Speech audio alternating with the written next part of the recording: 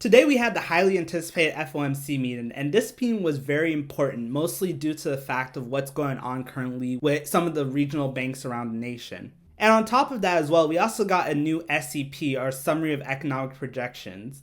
And this kind of gives us some insight into what the Fed is thinking in terms of rates moving forward. So let's dive into some of the things that we did learn from this press conference. So let's start with the SEP. So every quarter, the FOMC issues a summary of economic projections. And this pretty much just outlines what the FOMC participants think will happen in the economy in terms of rates, inflation, unemployment, and things like that. When it comes to GDP projections from the FOMC, there wasn't much change in the end of 2023 reading that we have. The December projection was at 0.5%, and now it was revised down to 0.4%. It's somewhat concerning because we are pretty close to zero, where there may be some chance that we might hit a recession at some point this year. But again, it's still above that number, so luckily that's good. One of the more interesting moves that we saw when it comes to the projections was actually the change of real GDP in 2024. The December projection had us at 1.6%, whereas the projection now has us at 1.2%. So definitely there is a belief that we will probably be in a lower growth period for much longer, just given what the FOMC has told us here. When we look at the range of the survey, we see that in December, when it comes to the 2023 numbers, we actually had a low point of negative 0.5%, where that got revised up to negative 0.2% reading.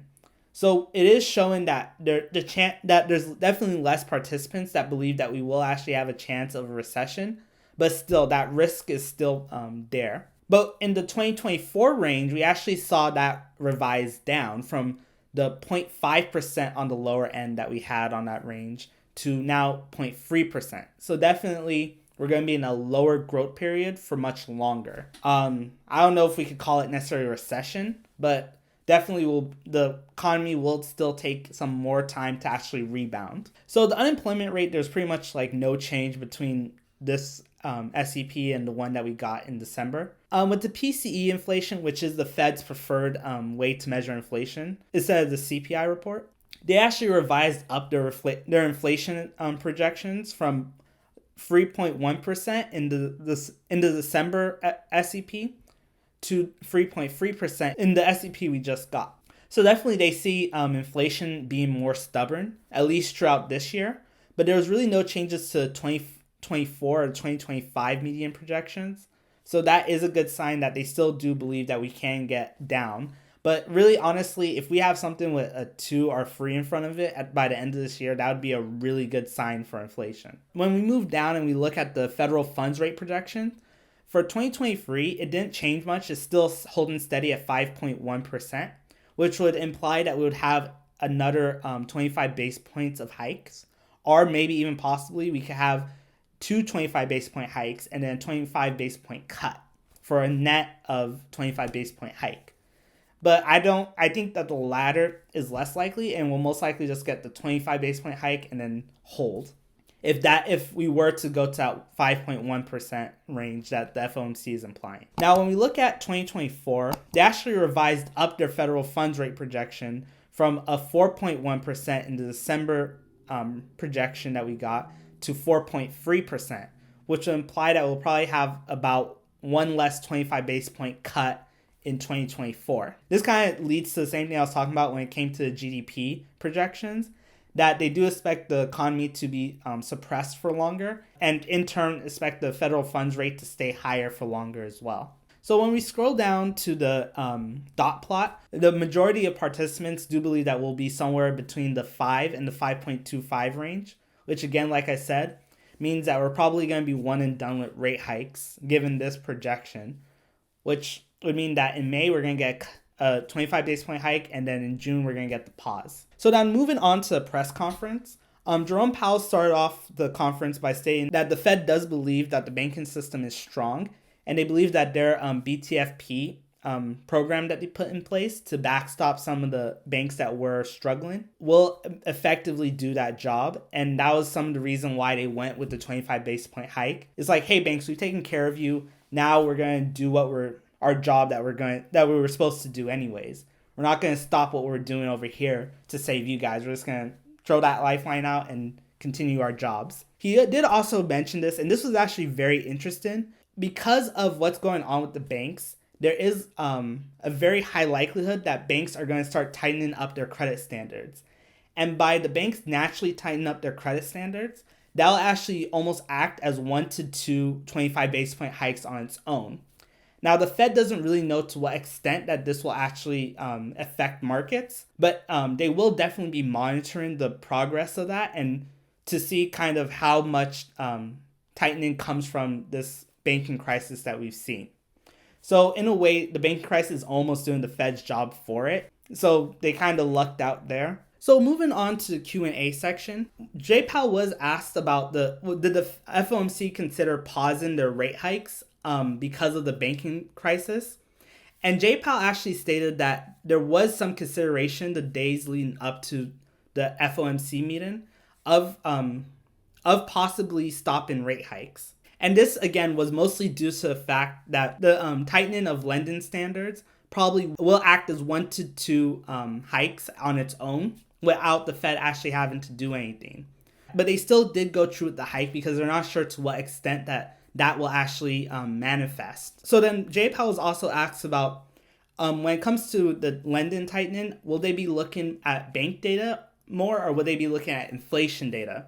And Jay Powell's response to this was pretty much that they're not really too sure what effect this will have overall. So they will be kind of paying attention to all of it. But they really will just want to pay attention to see how it affects the overall inflation and labor markets moving forward. So Jay Powell was also asked about, has the FOMC considered using some of their other tools to tighten monetary policy, not just rate hikes? And Jay Powell's response was pretty straightforward on this, where he said, no, the Fed right now is only using rate hikes to tighten financial conditions. So he was also asked about the BTFP program.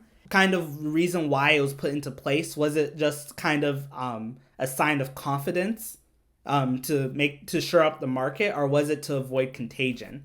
Which, I mean, essentially is kind of basically the same thing because bank runs are emotionally driven events. They're not really logically driven events. Pretty much, nevertheless, he did answer this question and he said that it was mostly just to avoid contagion overall in the banking system.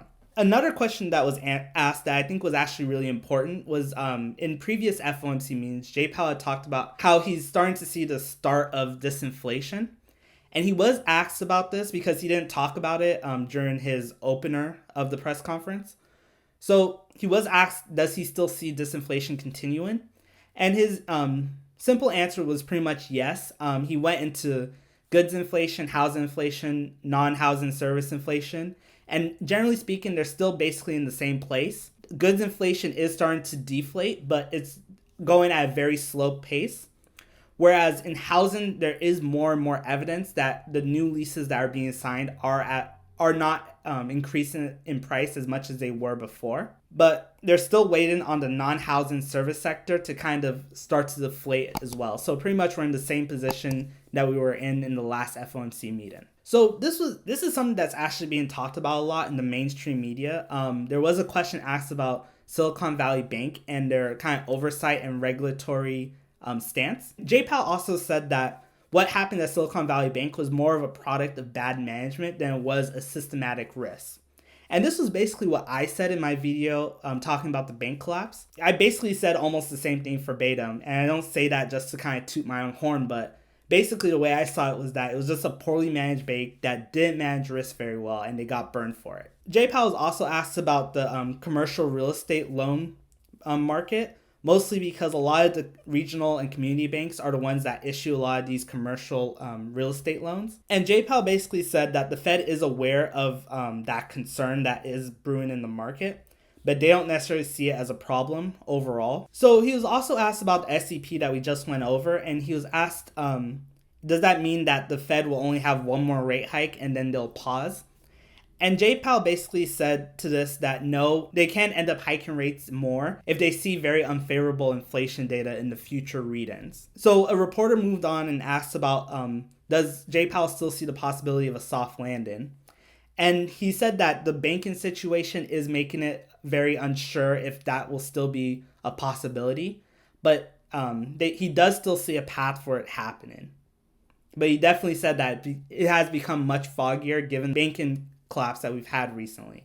So another thing he said, it came from a question, and I don't really remember how the question went, but basically this was something that I actually thought was very important as well, is that he talked about the fact that in a lot of charts that measure financial tightening, the banking crisis that we're currently seeing won't be represented in those charts, mostly just because of how systematic it is and how it can't really be measured. So he did make light of that. A lot of economists and members of the media will try to use that to project how much the banking crisis is causing financial tightening. So overall, I think the 25 base point hike was pretty much telegraphed. I think there was quite a few people who did feel like the Fed should have paused.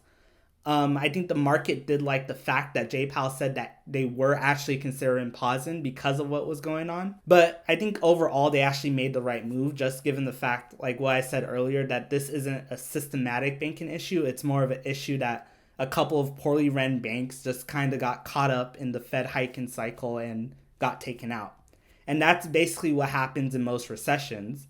You know, companies, they will grow, especially in financials, they'll just grow too fast. They won't have too much. They won't have the best risk management, and they just get burned when the economy goes south. The market overall saw this as very bullish. The market was definitely very green, at least before Janet Yellen started talking. But that's a whole different story that I'll talk about in a different video. But yeah, I think that this is good. I think we got a solid SEP. Especially if we can get just that one and done. I think that would be really good for the market overall. I think for me personally, when it comes to investing, between now and I would say the June meeting, which is the one after the next one, that's probably the runway that I would try to get rid of all of my cash, is between now and that meeting. Really just because I think that the Fed will actually announce a pivot at that June meeting. But who knows? If we get bad data, then the Fed might just continue hiking and we might not actually see that pivot. So I'd like to thank you guys so much for watching. As always, please like, share, and subscribe, and I'll see you in the next video. Peace.